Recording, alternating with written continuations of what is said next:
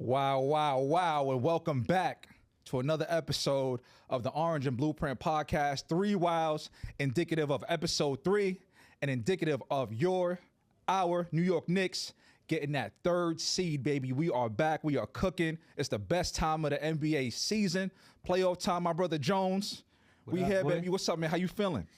I'm feeling great, man. This is what we all been waiting for. Indeed. All year long. Indeed. You know, especially like cats like ourselves, you know, we've been to the playoff games. Like the regular season could be a bit of a drag at times. Monotonous. But now, you know, we're here. Yeah, man. Shout out to all the people reaching out. Yo, where's episode 3? This, that. And I'm like, listen, we had that lull right there, the dog days of the season. So we were waiting for the food, for the peas. We were waiting for that to land to get past that, you know, that last little bit of the season so we can do this playoff preview so we can really get into the meat and potatoes of what, you know, is on all of our minds as Knicks supporters and fans and things like that. So I'm really, really excited, man. My dog Jones, fresh off Dreamville Fest, just got off the jet. You know what I'm saying? My guy looking clean, man. We back. But, yeah, man. Yo, man, the Knicks, back-to-back 50-win seasons for the first time since 1995. We grabbed that third seed. We're really in a great place, man. Finishing with 50 wins. It might be 51. They're playing right now. We're shooting right now. When you guys see this tomorrow, we're shooting right now. They're at the Barclays Center. Probably playing in the cloud of smoke. You know, my guy Bob's Cartel was there all Friday and Saturday. So, you know, the smoke ain't from the pyrotechnics. Let me tell you that right now. So, you know what I mean? So the starters are resting. So we may finish with 50 wins. We may finish with 51. But what a beautiful season. What a beautiful accomplishment. I know the season has had its ups and downs and things like that. But in essence, that's a successful season, Jones. I agree. Yeah. You know, it's crazy how spoiled we've become. Fast. Because there was a time where just being competitive, just being in the conversation for, you know, pre-playing, just being like, in the playoffs, getting to the 8th seed or something would be an accomplishment.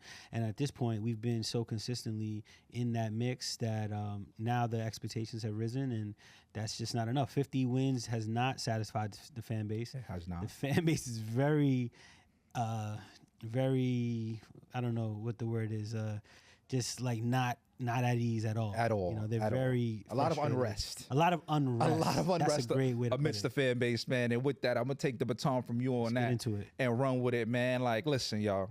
If you a Knicks fan, a Knicks supporter, that negative energy, that bad energy, that scared energy about the Detroit Pistons, I need that to go. If you scared, get a dog.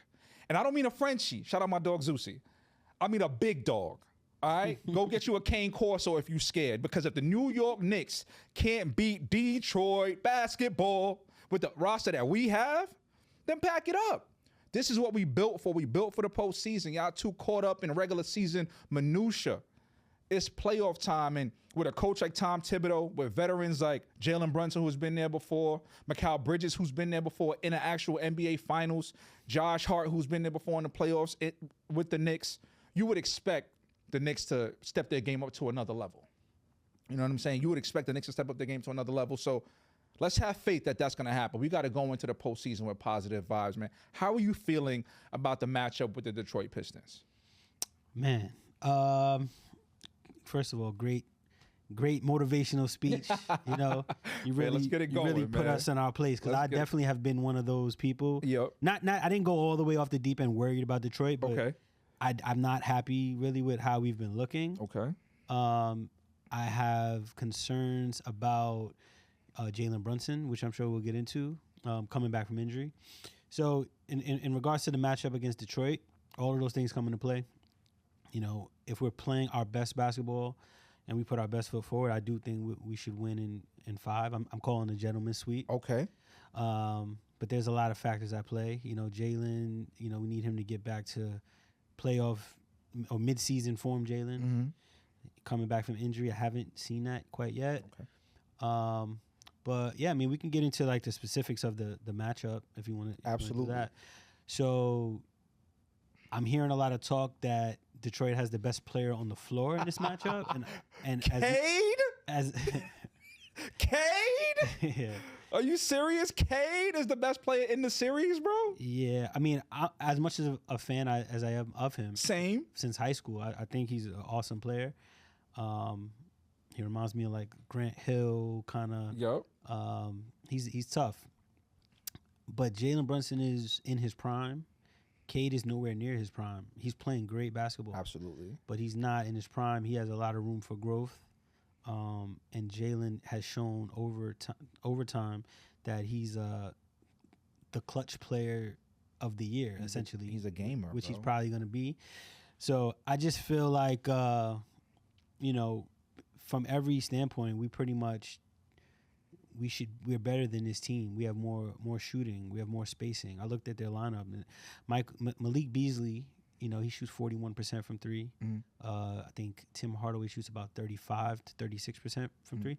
Other than that, they don't have much shooting. Asar, I don't know how to say his name. Asar. One of the Thompson twins. The one that's on Detroit. The one that's on Detroit shoots like 22%. He doesn't even take a three a game. I say that to say, we're playing stretch five lineups. We got, 4 shooters out there at a time. We got multiple wing defenders to throw at Cade. They have no playoff experience virtually, aside from Malik Beasley and Tobias and Tim Hardaway. Yeah. Other than that, I don't see it. So I'm calling 5. Knicks in 5. Okay, that sounds great. But to the people out there that are gonna say we went 1-3 versus this team during the regular season, what do you say to those folks? I would say the same thing that I say when they bring that particular type of stat up against any team we play this season. Was Mitch playing or was Mitch not playing? Because that's a big difference. You know what I'm saying? The blockness. Mitch has made a significant impact since his return. Yep. In his minutes, which have been limited, 13 minutes, 14 minutes. He started last game, and it looked great. Like, the defense has been tremendous since he's been back as a unit, and then his minutes in particular have been great. So I'm thinking that Mitchell Robinson, because of Detroit's lack of shooting, he'll be able to kind of just camp out in the paint and make it real tough for them to score at the rim, which will require them to shoot a lot from the outside, which they haven't done that well this season. So I'm banking on that, especially with that being Thibs' typical philosophy. Pack the paint, force them to shoot outside and contest. Knicks in 5, baby. All right. Hey, listen, sounds good, but I'm gonna tell you right now, the disrespect outside is very, very real. Facts. The disrespect is strong. I'm gonna read something that I saw on Twitter just yesterday. I guess this is a Pistons fan. Or it might be a NBA writer or someone like that. His name is Duncan Smith. He said, "I like the Pistons playing the Knicks in the first round instead of the Bucks because against the Knicks, the Pistons have the best player." Again, Cade? Really? Right? And somebody said the Pistons probably have the best 2 players when you consider Jalen Duren. I'm like, yo, wow. this is like the disrespect is very, very real. That you're telling me the New York Knicks with Jalen Brunson, right, is going to be multi-time All-Star, more than likely going to be multi-time All-NBA, right? Probably going to win the Clutch Player of the Year award. Then you got Karl Anthony Towns, multi-time All-Star, right? Top 10 in MVP votes this year. Come on now, probably going to make an All-NBA as well. Then you have emerging OG Anunoby looking like Kawhi 2.0, right? Knock on wood for health, right? And this is what we talking about, the human Tasmanian devil in Josh Hart. We got guys. Yeah. We got guys, bro. Like, I don't understand where this narrative comes from. It seems like whenever the Knicks are involved, if the Knicks are not blowing a team out or blowing teams out, or if there's any type of doubt, it's like automatically everyone doubts the Knicks. You got Shaq talking about with the Pistons, talking about Isaiah Stewart. Why is Isaiah Stewart being mentioned? Yeah. Right? Like, what are we talking about, bro? Like, the disrespect is extremely real. So I want to go and talk about the matchups, right? So we have... probably gonna have OG on Cade. How you feel about that match? At times. At times. I feel like OG is the best wing defender in the NBA. Facts. Agreed. I think, and I feel like everything he does doesn't show up on his stat sheet, so it's kind of hard to win Defensive Player of the Year as a wing. I feel like big guys usually get it. Yeah, it's a big man's award blocks, a lot of times. Defensive rebounds, or guys that get a lot of steals. I got him and Dyson Daniels up there because them guys are really solid defensive players. Dyson is real. He's tough. He would fit right in with our group actually. But Tampering. yeah, Tampering. But yeah, that matchup, I feel like K's gonna have a tough time. Yeah. He's gonna have a tough time, especially because they don't have a big that could really give him the spacing that he needs or get a switch or anything like that. We're gonna be in drop coverage, so OG's gonna be fighting over them screens and being in K's jersey all series long. Okay. Good luck. Yeah. Good luck. You know what I'm saying? Like, this is gonna be a learning experience for Cade, man. And I'm not just like trying to slight him at all. Right. It's gonna be a learning experience for him. And he might even have to start playing some defense himself because OG playing some offense now. So, now it's like, okay, I'm in a dogfight with this dude. If they put him on OG. Yeah, I don't know. I'm expecting Detroit to implement the philosophy that most teams have against the Knicks, especially if Josh Hart's going to be playing 40 minutes a game, which I'm sure we're going to get into. We're going to get to that. We definitely We're going to get to the Joshua topic. For sure. But, like, if Jalen Duren is on Josh Hart roaming around, doubling everybody like every other team does, then, it really doesn't matter who K guards. Because he's going to have help, which is the only, that's a big problem. But I actually trust Josh Hart to play differently in the playoffs than he has this season. Again, that's the next level. Exactly. That's what he's shown us since he's been here. True. So. Fair enough. Okay, then we have, so we're talking OG versus K. Then Brunson, I guess he'll probably be matched up with Beasley more than likely, like on defense. And then, but they're going to probably, who do you think? Cade has been guarding Jalen correct. throughout the season. So I'm assuming Cade is going to guard Jalen, and I think Jalen's going to fry him. Yeah. That's what I think. He's not going to guard Cade. Cade's too big. Yeah, he can't guard Cade, but they're going to try to switch and put Jalen into action. Yeah, they're going to target Jalen. Yeah, absolutely. They're going to target Jalen because of his height. Like, Cade is like 6'5", 6'6". Yeah. He's a big guard. That's why I said Grant Hill. Like, he reminds me of Penny, Grant Hill, that type of energy. But you're saying the matchup between Jalen and Malik Beasley. If Malik Beasley's checking Jalen, it might be a sweep. Yeah. It might be a sweep. Jalen's different in the playoffs, bro. This is true. He's not like who you really want to match up with. We've seen him figure out everybody. Like, from the Miami series 2 years ago, they were throwing everything, throwing the whole kitchen sink at him. Jimmy Butler, what's the guy on the Lakers with the braids? Gabe Vincent. Oh, Gabe Vincent. All of those, grocery store workers at the Heat. Pat Riley's good for finding a grocery store worker that could play some defense and foul, use his 6 fouls. They threw everything at him. He fried him. He figured it out. Even last year, first round versus Philly, it was Kelly Oubre. Oh, Kelly Oubre does the Brunson stopper. Does a great job. The Brunson stopper. By the end of the series, he's averaging 40. It was bad news. 40 every game. Bad news. Same thing with Indiana. It was the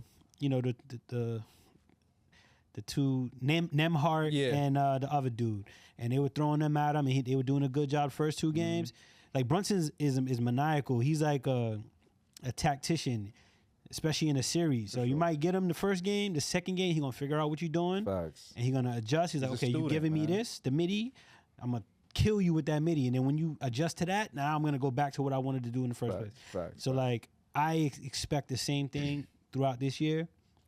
And you mentioned something off mic that I think is prevalent here. I think that a lot of these guys that were on the team last year have a bad taste in their mouth about the way shit went. Yep. Pardon my French. About the way things went, and I think they're gonna come back with a vengeance. I think they've been waiting for this moment all year long, and now we're gonna finally see the team that you've been looking to see all year. Listen, bro. I think you just preached the gospel just now. Like, that's truly what I believe is gonna take place. I believe you're gonna see updated version of the Knicks. Software update is currently taking place right now, right? Yeah. I think that because you got Mitch now, then you got Brunson coming back now, getting, his rhythm back. He looked decent in the last game that they played. What was that, versus Cleveland? On Thursday? Boston, Cleveland. On Thursday, like he's getting his mojo back, getting his feet back under him. And you could tell he's going like 80%. Let me not do too much start and stop. Let me not re-roll this ankle. And he has a whole week now to rest, figure it out, watch film.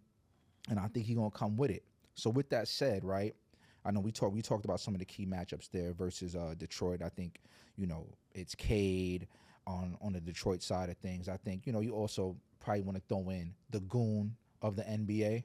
And Isaiah Stewart, got to be careful for him trying to get dudes suspended or into some kind of fights or ejected. So we don't have anybody on our team that would fall for that. Probably not. Because I've seen Draymond try to do it to Cat. Yeah. Cat engaged, but he didn't get like Carmelo, KG thrown off. Right. Like get checked out. Shout like out that. Melo. We coming to you soon, bro. Yeah. We have guys that are like all about basketball. For sure. They'll be fiery and competitive, but it never is going to spill over, which some people complain about. They want that Dante DiVincenzo, ready to scrap, but I don't think Isaiah Stewart is not good either. Yeah, he's right. So he has a role. He has a role, and they gotta be mindful of that. So that's something else to call out. You brought up Cat. How are we feeling about Cat in this year? Because we brought in Cat as an upgrade over 30. Right, that went to Minnesota. So we got Cat now. It's playoff time now. What we feeling about that Cat during matchup? Do we think Cat, comes of age and has a great Knicks series? He's always wanted to be a Knick, been a Knick fan. It's his time to shine now. How you think he fares in this series? Yo, that is definitely a good question because, I've looked at some of his stats for his playoff career, not the best, similar to Randall's. Yeah. But last year, we saw what he did against Jokic. He really stifled Jokic defensively, which people were like, wow, right. Which I actually seeing Cat up close and personal every single day now. That's actually a matchup I would expect him to defend well. And his issue is agility. Yeah. He's not nimble. He's not agile. His feet, like the size of his tape. He got boats. You know what I'm saying? But when it comes to just like a post player, like somebody that's physical and trying to like post him up, he actually does well with those things. Jalen Duren, he has nothing. All he offers is rebounding really and hustle. I like Jalen Duren. But I don't see him being like a matchup problem for Cat. Nor do I. Shout out to Tobias, Long Island. You know what I'm saying? I think if Cat is matched up with Tobias, I like Cat's chances in that. All right. So I really feel like Cat will make a huge difference as a stretch 5 and as a big 4 in this. However Thibs chooses to play him, he's gonna make a huge impact on this series. So do you foresee any Cat and Mitch minutes? Because you mentioned him at the 4. I feel like that's the secret weapon right there, right? Yeah. Are we unveiling that in this series? Absolutely. I feel like Karl Towns and Mitch in the minutes that they've played together has been very effective. It's just been to a minimum. Right. Few and far between. Few and far between. Thibs hasn't really unveiled that, and based off of Cat's career history, he was in Minnesota, I believe, for 10 years, 9 of which he played center. Oh no, 8, because he was with Gobert for 2 years. And the first year didn't go great. Second year went absolutely great. I believe they found something there, and I believe our front office and scouting team are smart enough to recognize that data and implement it. And I feel like that may have always been the plan. I don't know that they'll start, but I think there'll be an increase in their minutes together because it's been effective. Like even against Boston, the game last week against Boston, in the second quarter, there was minutes with Cat and Mitch playing together, and we were dominating them. But then for some reason, in the third quarter, when they went KP, Luke Cornett, Thibs didn't match the minutes. I don't know if that's because he's like, I want them to bend to our, way of playing. We're playing small. We want to play fast and push the ball. Or is it just like we're holding on to this for the playoffs? Or Mitch, we're still slow walking him back into playing big minutes. Yep. So I think that's coming. I think it's coming. They've been saving him for the playoffs, bro. Especially against a team like Detroit. It's perfect. I believe Cat can keep up with Tobias, and I don't know that Tobias could check Cat on the block. Right.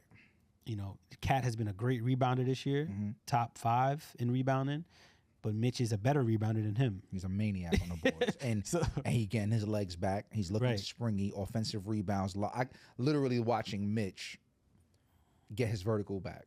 The first few games back, he was literally like barely getting off the ground. And I knew, you know, it's about trust. It's mental. I think it was mental. Mental. He didn't trust his ankle yet, just working his way back in. And now, bruh. So we got Mitch coming back from injury. Right. And getting back into the flow of things. How you feeling about Mitch so far in his, you know, time back from injury? Yeah, man. I think about his impact. I think Mitch, I mean, we've seen the impact thus far, but I just think Mitch is about to make a huge impact on the playoffs. I think he is the X factor, because all of the naysayers about the Knicks, all the talk has been defensively. It's been, oh, they can't stop, they can't get stops. You know, they lost their fight from last year. They don't have the physicality, the rim protection, Towns' defense. You know, I think Mitch kind of plugs a lot of those holes. For sure.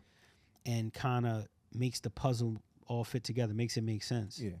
And, so I just feel like from a rebounding standpoint, offensive rebounding in particular, he may be the best in the business. Absolutely.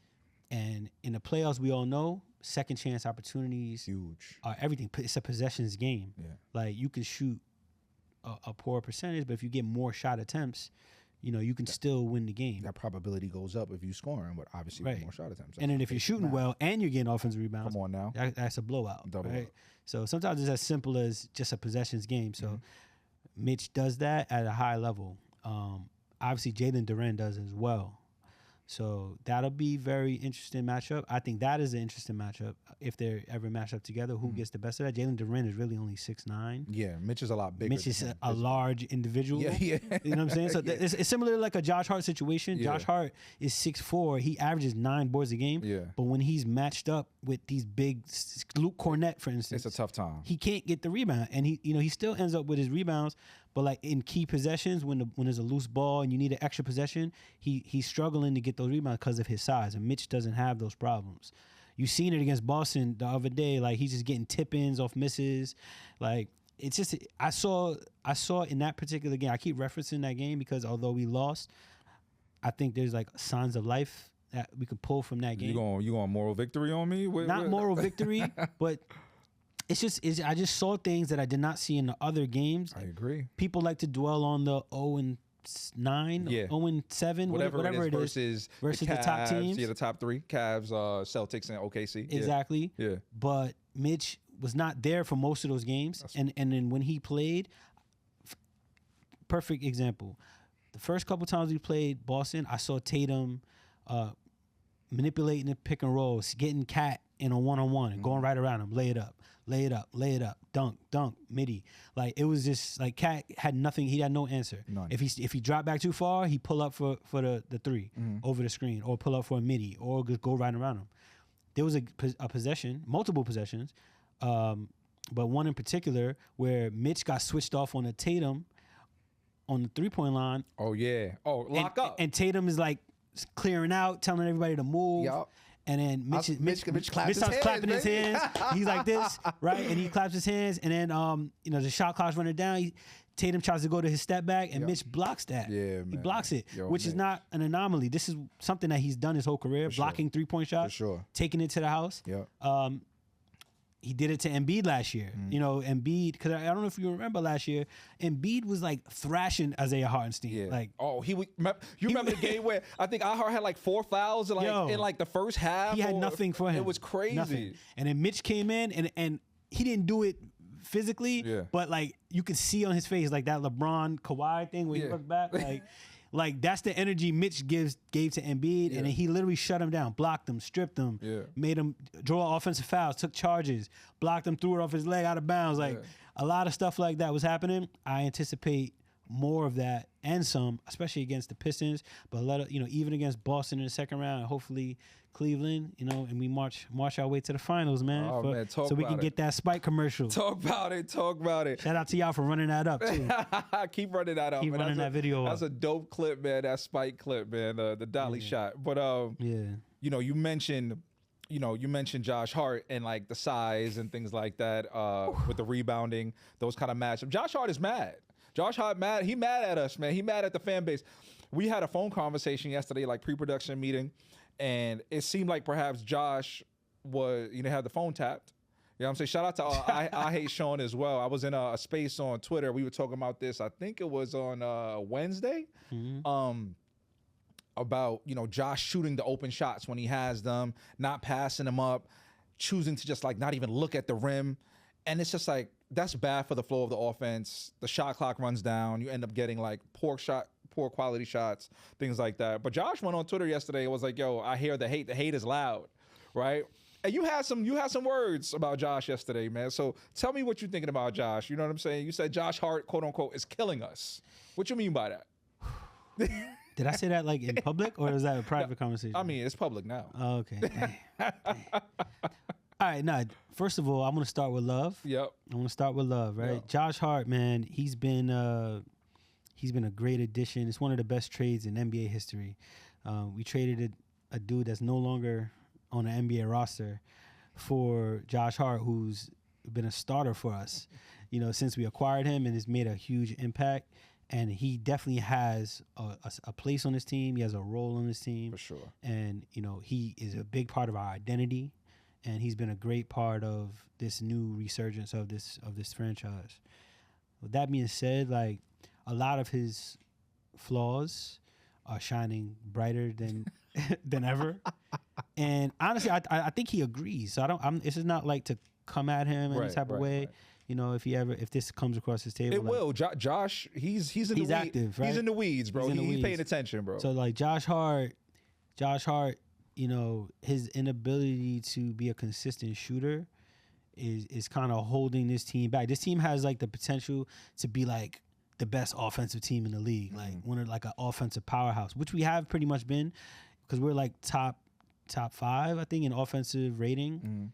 But I think we could be even better if we had somebody at that slot that can like consist. Like say it was DiVincenzo, say it was Jalen, DiVincenzo, Mikal, OG, and Cat. We're talking about like number one offense, right? Facts. So obviously Josh brings other things to the table, like rebounding, fast break, you know, shot creation, like assists, rebounds, steals, pretty good defense. I feel like last year we had more of a need for his skill set than we do this year as far as the volume in which is being dished out. Like we didn't have Mikal last year, so we needed another wing defender. Fair. This year, we don't necessarily need that for 40 minutes. Right.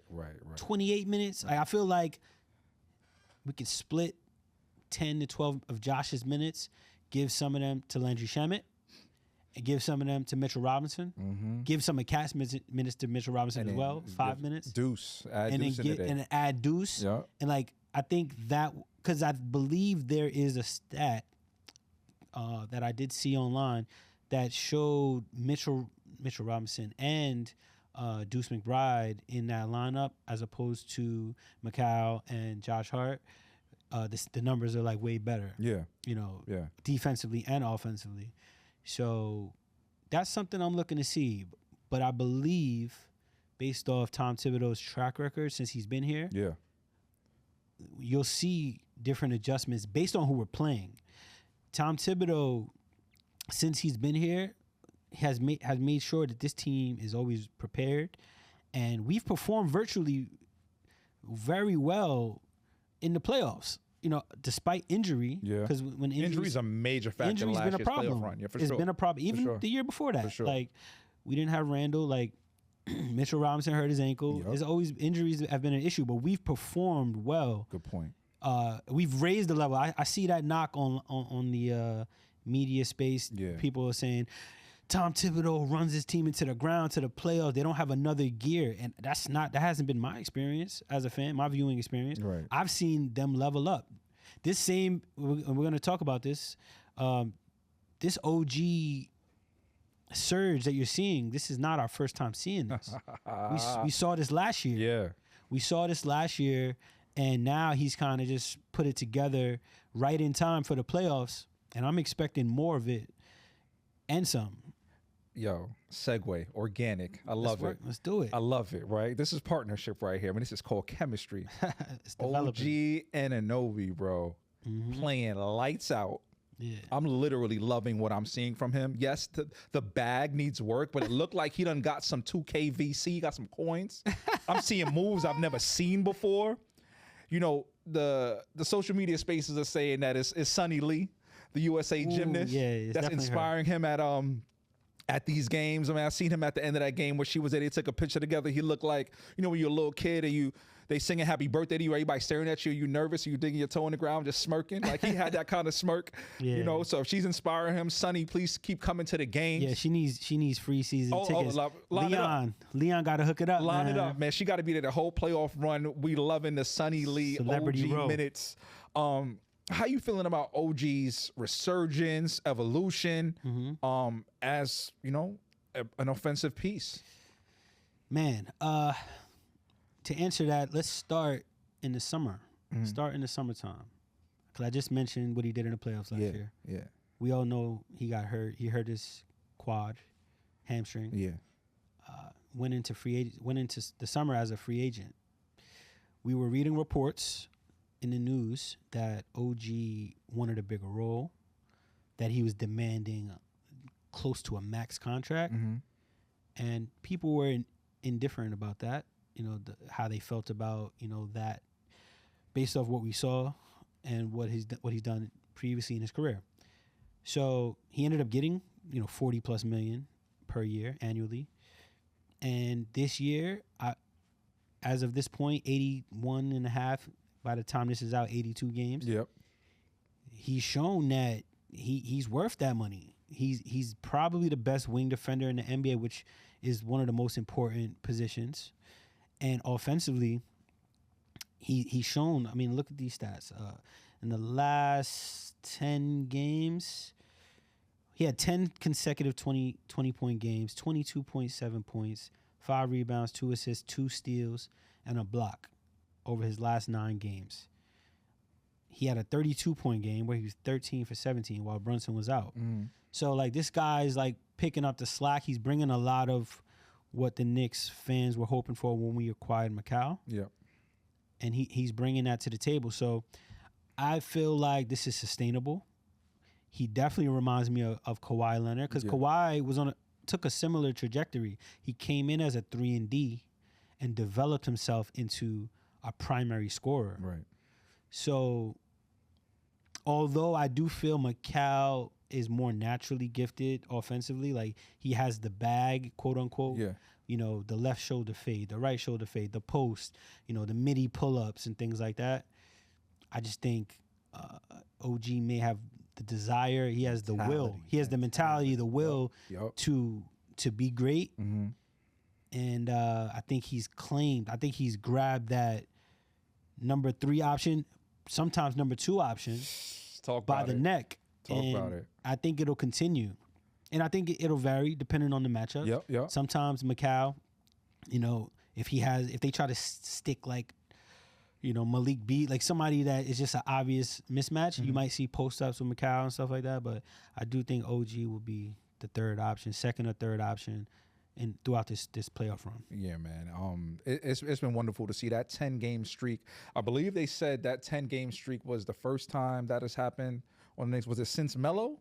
Was it since Melo that they said? It was either Melo or it's probably Brunson. Yeah, no, I think it was Melo. I'm pretty sure that it was Melo. Shout out Melo, man, on this Hall of Fame induction. We'll get to that in a second. And to put a quick bow on, you know, the Josh Hart thing that we were talking about as far as like the minutes and the deployment. So it's not against Josh. This is more so like a Thibs thing. Thibs probably needs to alter and adjust because of the redundancy of that wing defense. We have enough of that on the floor now. We need some more shooting on the floor, or if the matchup calls for it, some more size and rebounding. So 40 minutes of Josh is probably not – that is not the formula that we need more than likely in this playoffs to be successful, because this roster – we talked about the roster before – it's better than what we have seen because the roster has not been deployed as it was crafted due to injury. So this is going to be the first time during this series versus the Pistons that we have our roster at full strength, if you will, right? So I'm excited to see what that looks like. And my pick for the series, I'm going to go 6 games. I'm going to go Knicks in 6. Love that saying all the time. Sounds good. Knicks in 6, man. And I think we're going to show some people what it is, man. And then from there, I think honestly the sky is the limit. I know we're going to have all the alumni, courtside. The Garden during the playoff time is like no other place. I know you were there last year. I was there the year before. Man, it's a major vibe, man, and I'm really excited. And again, to the fan base, man, dry your tears because you don't need them, man. Let's go, man. Get rid of your fears. You got me rhyming. Like, get it together, man, because we're going to come with it. The Knicks are going to come with it, and they should definitely win this series, man. I would be shocked, like utterly shocked, if the Knicks don't take care of business here. You know what I'm saying? I like that. I like the sound of that, man.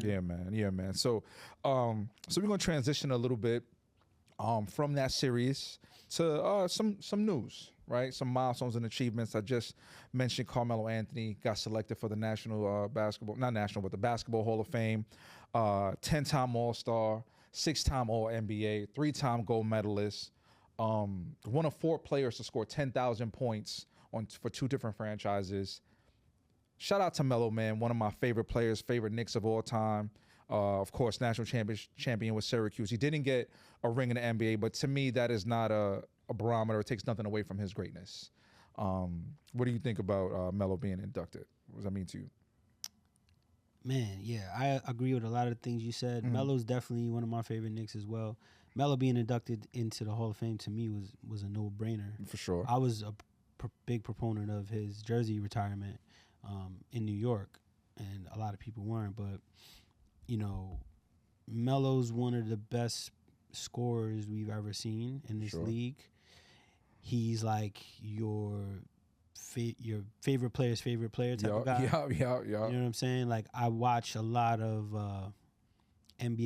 former NBA athletes talk about, who the toughest person to guard was. Yeah. I've heard Q Rich say it. I heard Kevin Garnett and Paul Pierce say it.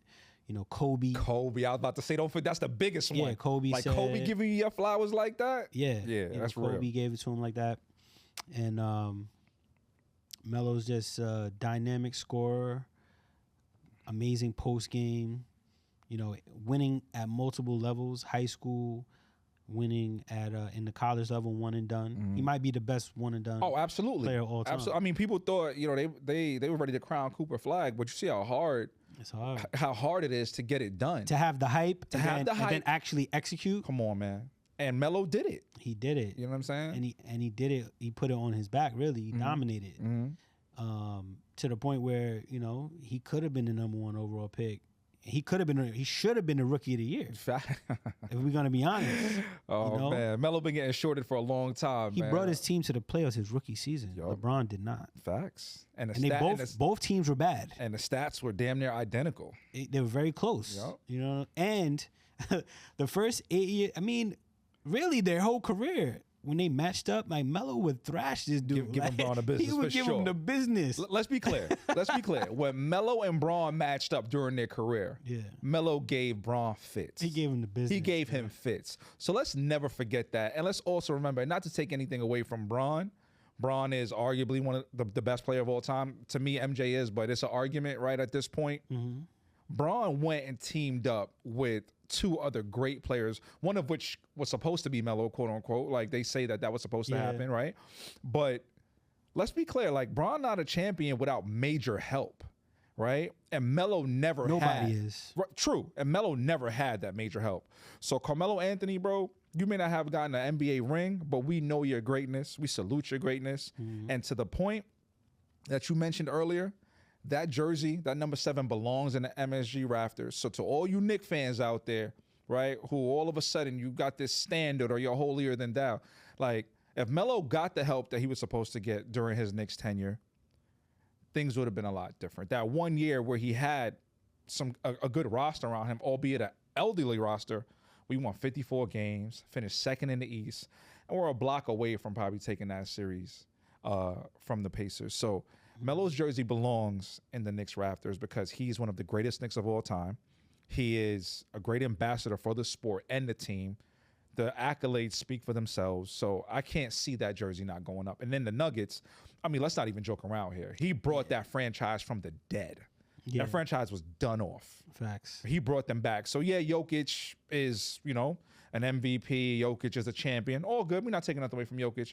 But Melo did it first. So you got to put 2 15s in them rafters. And I seen some of the jerseys that I don't even know the Nuggets names. got fat lever. Like they got Melo's better than he's like second in like every category for the Nuggets, every meaningful category, second or first. Right. So they got to put his jersey. So he's gonna have that jersey retired twice. That has to happen. Yeah, and I'm trying to be in the building for that. Oh, absolutely. I'm trying to be in the Absolutely. building Tickets on you, bro. Like, you know what I'm saying? Like, I don't come know on. about all that. I just know, since we're talking about Melo, I definitely wanted to point out, and this is every episode, you're probably gonna hear a reference about our brother A-Rod. You know, we miss you. Indeed. And anytime we do something like this, I got you in mind. But you know, I remember he was at the Easter game, man. That might be my favorite Melo moment. Versus the Bulls. Well, actually, that game and the game 2 against Boston in the 2011. Went to work. Oh my! We lost the game. We lost. He went to work though. That might have been the best offensive performance I've ever seen in my life. Yeah.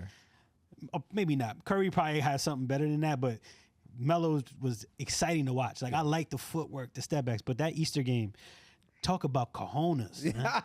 This dude hit the game tying bucket to bring us into overtime. Yup. And then had the balls. Yup. I think we were down 2. We were down 2 in overtime to Chicago, which Tom Thibodeau was coaching on the other side. How funny the is that? irony. Yeah. Tom Thibodeau's on the other side. And Luau Deng, I mean, you can't guard a person better than this. Yeah. I'm pretty sure his hand touched his nose. Yes. Like he hit him in the face. Yes. And I'm gonna cut this. I'm gonna clip this. And I'm gonna show that. Like it hit him in the face. 3-pointer. He's like a foot behind the 3-point line. Splash. Yeah. Splash and starts running down.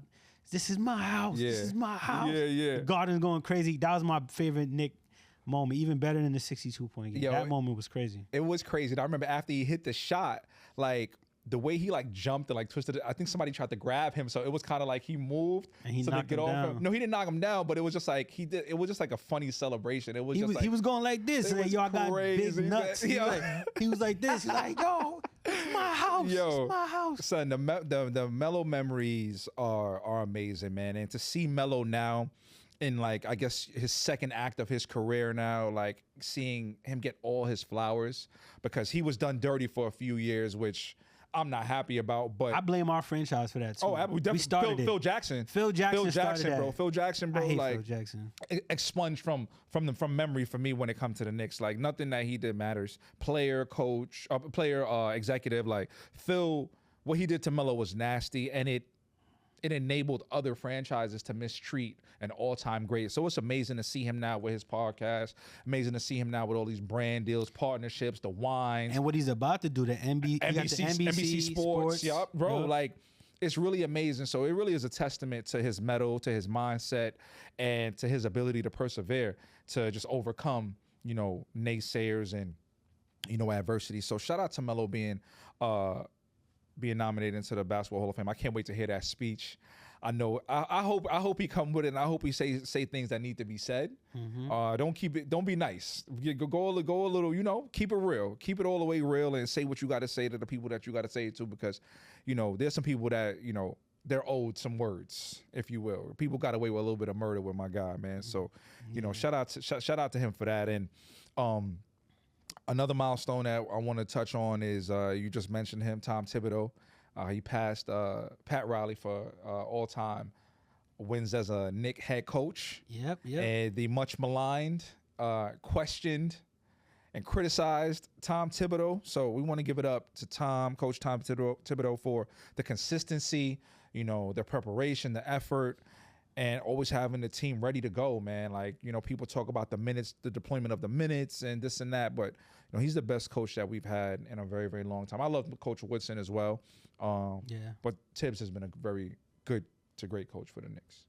I agree. Woody didn't get a chance to really have the longevity. But ironically enough, he was part of Thibodeau's staff when he first got here. Yes. But Tom Thibodeau, 225 wins. He actually is approaching passing Jeff Van Gundy. Jeff Van Gundy's at 248 wins. Okay. So by next season, Thibs will be in third. I don't know that he'll get to second. Joe Lapchak, 326, but he could. He could by the end of his contract. So he could end up being the number 2 overall. Yeah, he's not catching red. No, red is at 600. Nobody getting 613 red, wins. Nobody and getting red. And Thibs is pushing 70. So that's not gonna happen. But I know Thibs grew up a Knicks fan. He worked, he got some of his start in the professional space with the Knicks. So I know that it means a lot to him. He'll never say it, the next game, the game is a game, and just the next game in front of us. The thing that Thibs does, but I know deep down inside it means something to him. For sure. To be a Knicks coach and to be, catching these milestones. Yeah. So man, since he's been here, I just want to point out, they say Thibs doesn't play young players, which is a fair criticism, but man, he's doing something right with these young guys because there's a lot of young guys that come in the NBA and they don't reach their potential.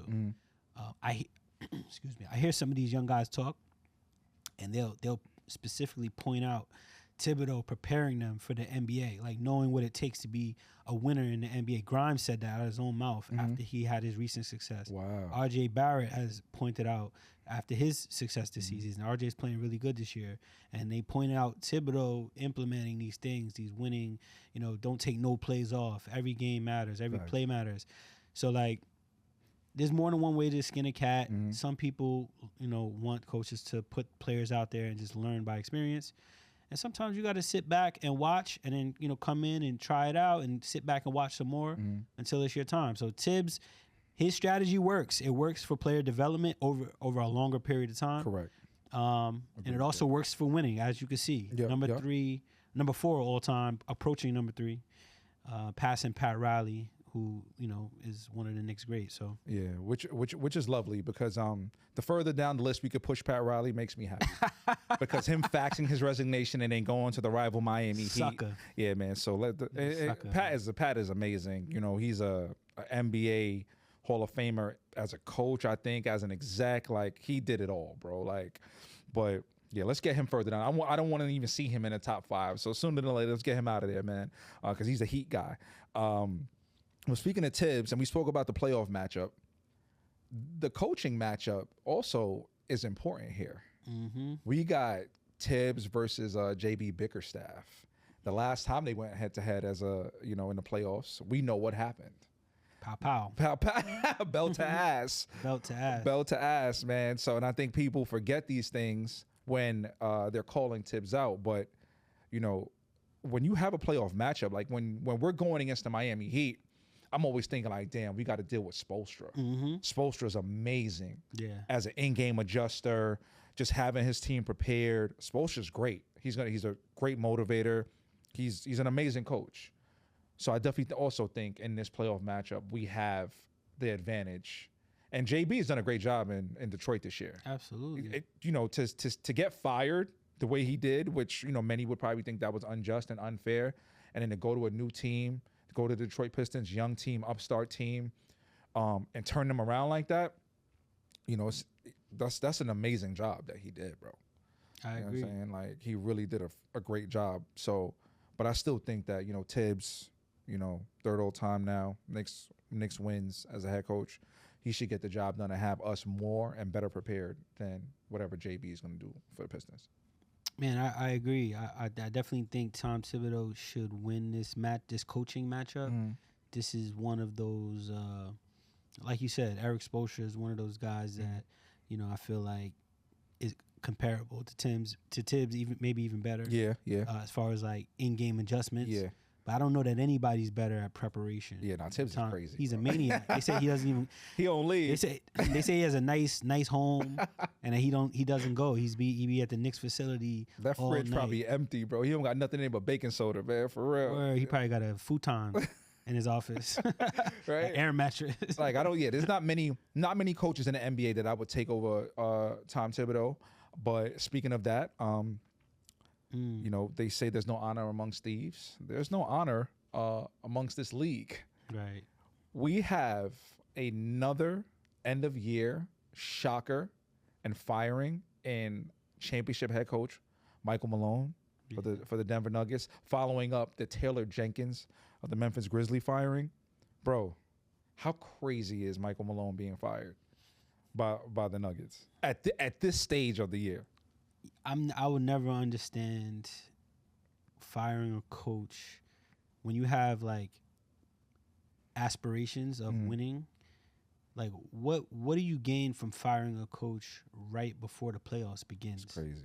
It's odd to me. Something to me that signals that there was some type of like physical altercation, some type of verbal like disrespect beyond repair, because that's like a emergency break the glass. Break the glass. That's not like strategy wise. I don't understand. It doesn't make sense. Right. Taylor Jenkins fired as well in the same manner right before the playoffs. And you're a 4 seed. It just, I don't understand it. It's not right. I read an article today that actually not an article. Brian Windhorst said it on ESPN. He said that the report was that Mike Malone didn't take that well. It was like arguing, shouting, like. He's a fiery dude, bro. Oh yeah. We know that from the New press York conferences. Dude. Yeah. You know what I'm saying? But Knicks fans that are like clamoring for Mike Malone need to pump the brakes. I don't know that he's a better coach than Tom. We thrashed them every time we played them this year. That's a good point. And I mean, you have Jokic and Jamal Murray, two extremely great players. But like, I mean, I shouldn't even put Jokic and Murray in the same sentence because Jokic he might be the best player in the league for like the last in the world. 3. Yeah, seriously, right? That is amazing. So you don't know if he's necessarily a better coach than Michael Malone, but you know that meme where dude is walking with his girl and he sees the other girl walking by and he breaking his neck. That's a lot of Knicks fans right now for Michael Malone. Like people are plotting and very thirsty for Michael Malone to replace Thibs like ASAP. If I'm replacing Thibs, I want a young mind. I would want to go the Lakers route or like a Johnny Bryant.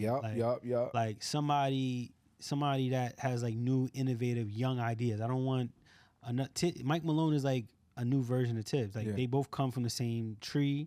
He used to be an assistant on the Knicks. I think Jeff Van Gundy staff. It's like correct. You know, he's a New York guy. Like I don't think that's the route I would like to go. Yeah. And which is the inevitable. Thibs is almost 70 years old, so we're gonna have to talk about who his predecessor will be successor. Successor. Yep, successor. Yeah, not for sure. His successor would be, and I just don't see it being Mike Malone. I don't see it being Mike Malone. Okay. I was hoping for Johnny Bryant, and it's still a possibility. He could definitely spin the block. Because the way Kenny Atkinson is having success. Oh, he's not letting that job go, and he's young. Anytime soon. And he's young as well. Yeah. So I'm thinking LeBron doing that bringing his podcast back with Steve Nash kind of scared me. Yo, bro. I was like, wait, what's what's happening? Like he got a job lined up? Bro, he's setting Steve up for that Vegas expansion team head coaching job. Yo, bro, I saw it on YouTube yesterday. I was like, wait a minute. Yeah. Steve? Yeah. Steve, Steve Nash has reemerged from the abyss after getting run out of Brooklyn. Although I don't think I think the dynamic over there, like he wasn't in lock and step with the front office, like how Thibs is in lock and step with the front office. Like a player brought him in. Yeah. Which makes it weird. Yeah, it's very weird. Because now you're like listening to the player. He's like, yo, Steve, we're not doing that. No leverage. Okay.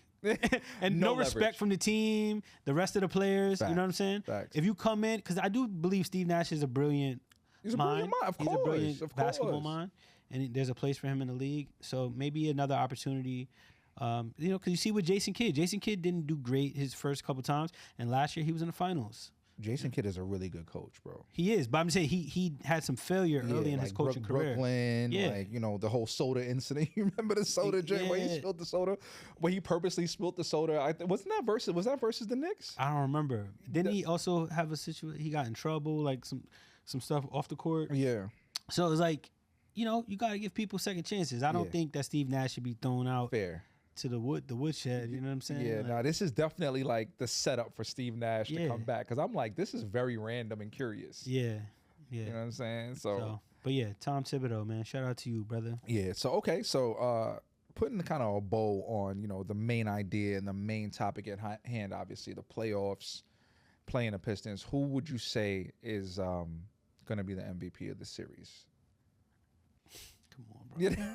Come on, man. I'm gonna feel like I'm repeating myself. The The Bulldog, man, it's gonna be Jalen Brunson, man. Okay, all right. So JB. Fair enough. I'm gonna go in a different direction. The MVP of the series for me will be OG Anunoby. OG is going to give Cade a hard time. You're gonna see that. Cade gonna get his numbers, but that percentage. That's what I'm looking at. Field goal percentage, 3-point percentage. If OG is matched up on Cade, he gonna give him hell. And I expect OG to then drop in with at least 18 points per game. So I'm looking for that. We're going to also get an OG game where he probably dropped like 30. So I'm predicting that. So that's my MVP for the series, man, is OG. And do you have a dark horse or X factor for the series, somebody that we may not see coming?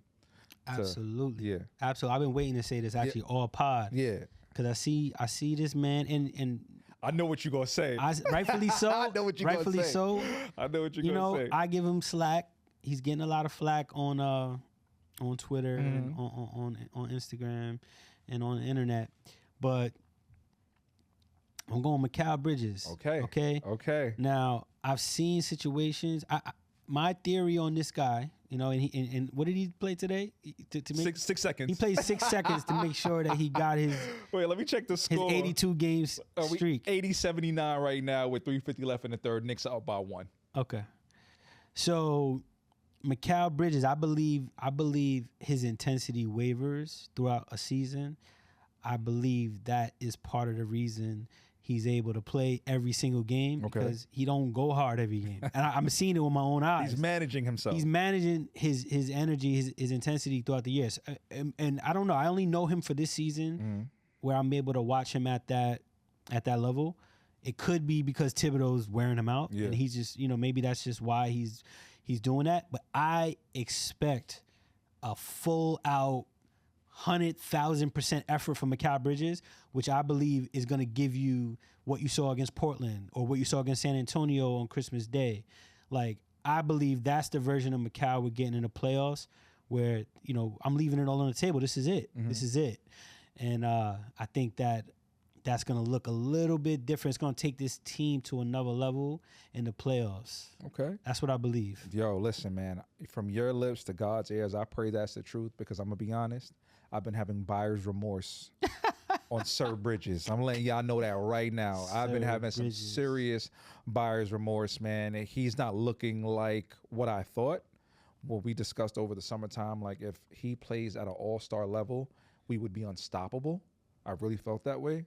And he wavers too much. He looks scared at times. I don't see the killer instinct or the attitude that I thought I would be getting with a quote-unquote defensive dog, they were calling him Wingstop. You know what I'm saying? But he looking soft out there. You're looking like a biscuit from Wingstop more so than, you know what I mean? Like, what's up? I got pushback. Like, no, that's fine, but I hope that you're right. And I want to see him come with it, bro. Like, what I'm seeing from, like, OG on ball, seeing OG on Thursday night chasing around Darius Garland, the season's over. And he's chasing Darius Garland around 2 screens. We call him JPP. Going crazy. Bro, playing like Jason Pierre-Paul around the edge, bro. Like, bro, no, real talk. OG really is built like a defensive end. So, like, bro, he's crazy, son. And he's fast. He's fast. He's a demon, like bro. A cat. He's a cat-like I'm like, reflexes. This dude is way too big to be moving like that. And I'm looking at him, and I'm like, wow, the intensity. And then after the play, he ran around 2 screens, and Garland stopped short for him to get the foul on the 3. Yeah, I remember that. And then I'm looking at OG after the play, and you see him huffing and puffing. Dripping in sweat. Dog, looking like you went out there. Yeah. And then right back to it. I thought I was going to get more of that from Bridges, so I need to see it, bro. And that's my point. That's your prediction. I believe that's what you're going to get. Okay. And also, I believe he's struggling to guard the little guards. Mm-hmm. And that's predominantly where Thibs is placing him. If you watch the Boston game, watching it's going to be hard to see, because Tatum was still scoring. But, Bridges guarded him perfectly. Oh, yeah, there's nothing more he could have done. Bro, Tatum, like, people clown Tatum for being light-skinned and, being a good father, being a good son, and all these other things. But Tatum is cold, bro. And he has been cold since Duke, bro. Like, my man is damn near unstoppable. When it's just like, if he's off, then you get lucky. But good defense all the time on him, and he's still like tickling the twine, bro. Like you got to be physical with Tatum. So, so Mikal doesn't have the body to deal with that. OG held him 5 for 20. So it's a better matchup. But I bring it up to say, Mikal is built more to guard guys around his size. Right. Lengthier wings and things like over. He's struggling getting over screens more than he did in the past. And as you were talking about OG can get over those screens because he got muscles. Deuce McBride can really get over them screens. Deuce got muscle very well. Bridges might need to come to the gym a little bit. Get skinny. Hey, Mikal, man, come holler at me, man. I got a weightlifting routine for you, bro. We can get you right on the off season, man. For real, if you're gonna be. But I say that to say I think, especially against like Detroit, I think he can guard Cade. I don't think Cade is an issue for Mikal. Like that's a guy his same as far exact as like a physical matchup. It's a good matchup for him, and I think it's switchable. So if OG's on him and they run a screen, Mikal gets on him. Like Mikal can keep him in front. Okay, you know. So I'm anticipating Mikal Bridges being an X factor or my dark horse. All right, cool. Mine. And this is if he gets the minutes, I'm going to reach. I already know what you're going to say. I'm going to reach. It's my guy, Landry Shamet. Yes, sir. All right. Thibs, if we need shooting, please put Landry Shamet in the game, bro. He's on right now. He's hot. They got to go to him if we need some scoring from the three-point line. Like, get him in the game. Don't forget about him. Don't let him ride on the bench. He is in rhythm right now, coming back off that shoulder injury. Finally, we're seeing and getting why he was picked up. So let's make that happen. I'm excited to see that. But yeah, man, we got the play-in starting on Tuesday. The Knicks will be playing next Saturday or next Sunday. Playoff start. It's the best time of the year, y'all. We excited. Our next show will be after that series, but we may have, an Instagram Live or a Twitter Space to kind of engage your child and talk about the series as it goes along. Of course, we'll be active on socials. Please tap in with us. Follow us, the Orange and Blueprint Podcast, on all platforms where you get your podcast from. YouTube, Apple, Spotify, you name it, we're there. Tap in with us on socials, IG, Twitter, Facebook, TikTok, the Orange and Blueprint Podcast. Me and my guy Jones, man, we're excited for this postseason run. The sky's the limit for the Knicks, man. Let's make it happen, bro. Let's go Knicks, baby. Go Knicks, man. And, till next time, y'all. All right? Peace.